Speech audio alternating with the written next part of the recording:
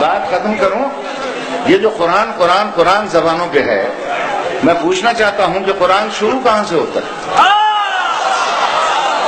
کہاں سے ہوتا ہے؟ بسم اللہ سے. بسم اللہ سے. کیجئے ترجمہ بسم اللہ کا. کرو. کیا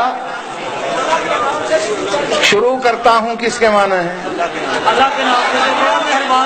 میں کہتا ہوں یہ جو شروع کرتا ہوں کا لفظ ہے، یہ کس لفظ کے معنی ہے؟ بھائی یہ شروع کرتا ہوں ہر ایک نے لکھ دیا ہے. کس؟ بسم اللہ کے معنی بے کے معنی ہوتے ہیں سے. میری بہن،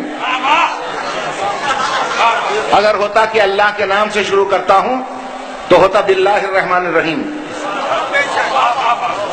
وہاں ہے بسم اللہ. یہ بسم اللہ مخفف ہو کر ہو گیا بسم اللہ. بے سے پہلے تفسیر بیضاوی میں نے یہی پڑھی تھی اور اپنے اس استاد سے پڑھی تھی جس کی قبر گواہ، مولانا زیدی صاحب سے. تفسیر بیضاوی مولوی فاضل میں داخل تھی. اس میں ہے کہ بے سے پہلے ایک لفظ چھپا ہوا ہے اور وہ ہے استعینو. استعینو کا مطلب ہے میں مدد مانگتا ہوں. اس کام کے شروع کرنے میں میں مدد مانگتا ہوں. کس سے؟ اللہ سے. اللہ کے نام سے. اب اس سے آگے میں کیا آسان کروں؟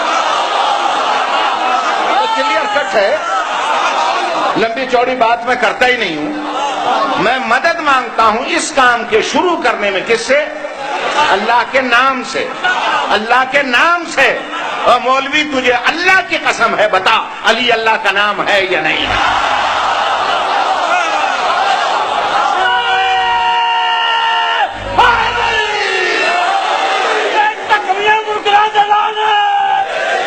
یہ بتا علی اللہ کا نام ہے یا نہیں ہے؟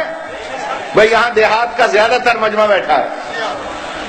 ایک جملے پر بیان ختم کر رہا ہوں، مسائل میرے بھائی بعد میں آ کے پڑھیں گے. علی اللہ کا نام ہے یا نہیں؟ تو پھر سیدھا سادہ ترجمہ کر بسم اللہ کا. بسم اللہ کا مطلب ہے یا علی مدد.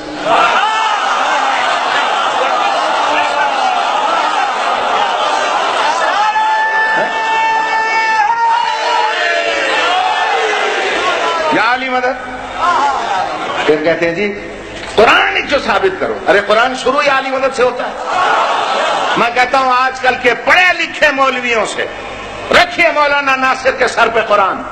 ہم جب بھی کوئی سید جاتا ہے ان کے علاقے میں، ان پڑھ سے ان پڑھ ایک دیہات کا رہنے والا ہم سے دو طریقوں سے ملتا ہے. آپ کے شجاع آباد میں بھی، ملتان میں بھی، جھنگ میں بھی، ہر جگہ پر وہ دو طریقے سے ملتا ہے. یا آ کر کہتا ہے سائیں یا علی مدد، خدا کی قسم یہی کہتا ہے یا علی مدد. یا سید کے گھٹنے پہ ہاتھ رکھ کے کہتا ہے سائیں بسم اللہ. یا کہتا ہے یا علی مدد، یا کہتا ہے سائیں بسم اللہ. اب عقل کے اندھے علی کے دشمن، تجھ سے وہ ان پڑھ زیادہ عارف ہے جو سمجھتا ہے کہ بسم اللہ کہو یا علی مدد مانا ایک.